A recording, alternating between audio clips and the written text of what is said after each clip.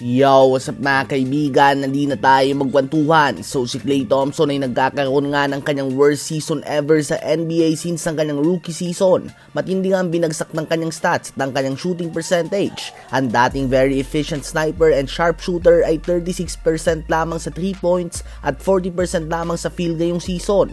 Yan nga ang worst shooting efficiency niya sa kanyang 11 years sa NBA. Si Klay nga ay available na for contract extension ngunit hindi pa rin siya binigyan ng Warriors. For the simple reason na gusto nilang makita kung worth it ba itong bigyan pa ng hinihingi niya na max contract. As of now ay mukhang hindi nga kung ang performance niya ngayong season ang pag-uusapan natin at hindi ang history o na-accomplish niya sa franchise na ito. Pwede pa din nga naman siyang bigyan ng Warriors ng mid-level contract. Ngunit andun nga ang sugal na mag-offer ang ibang team ng max contract sa kanya at tumalis ito sa Warriors nang walang makukuhang kapalit ang multi-time champion franchise. So isa nga sa mga option ng Warriors kung sakaling hindi talaga sila handa na mag-offer ng max kay Klay ay ang i-trade ito upang matiyak na hindi ito aalis ng walang kapalit. Ayon sa sikat na ESPN analyst and insider Stephen A. Smith ay ang isang lugar na gusto niyang makita maglaro si Klay Thompson ay sa Lakers. Ibigay nga daw kay LeBron ang shooter na tulad ni Klay at makikita nga daw natin kung anong magagawa nito. Espesyal pa din nga daw si Klay Thompson mga kaibigan.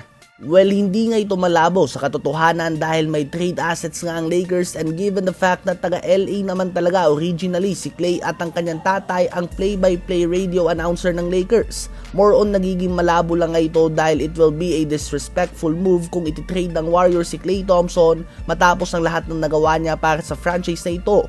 Ganun pa man, ano nga bang magagawa natin? NBA is a basketball league but at the same time ay business ito. Ano ba masasabi nyo tungkol dito? Gusto nyo bang makitang lumipat si Klay Thompson ng team? Ngayon ay tumungo naman tayo kay Cap Jimmy Alapag. Ang Filipino basketball legend ay mag-coach nga mamaya para sa Sacramento Kings sa game nila laban sa defending champions Denver Nuggets. Pinost nga yan ng NBA Philippines mga kaibigan. Si Cap Jimmy ay listed bilang player developmental coach ng Sacramento Kings. Ngunit dahil sa pagkakawala ng isa sa mga coaches ng Kings, kukunin ni Jimmy Alapag ang kanyang pwesto pansamantala. Ganun pa man ay hindi nga nilista ng NBA Philippines kung papasok ba siya as a head coach o kaya naman assistant coach. Ngunit most likely nga ay assistant coach yan mga kaibigan. Sa game mamaya ay questionable pa si Nikola Jokic, Jamal Murray at Aaron Gordon para sa defending champions. Dahil second night of back-to-back nga ito mga kaibigan. Tinalo pa lamang nila ang Phoenix Suns kagabi.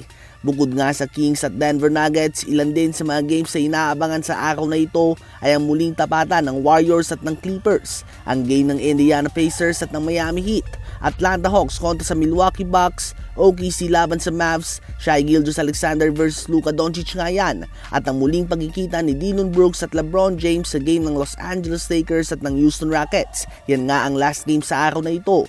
Magsisimula yan 11:30 AM Philippine Time. Ano ba masasabi nyo sa big night na ito para kay Jimmy Alapag?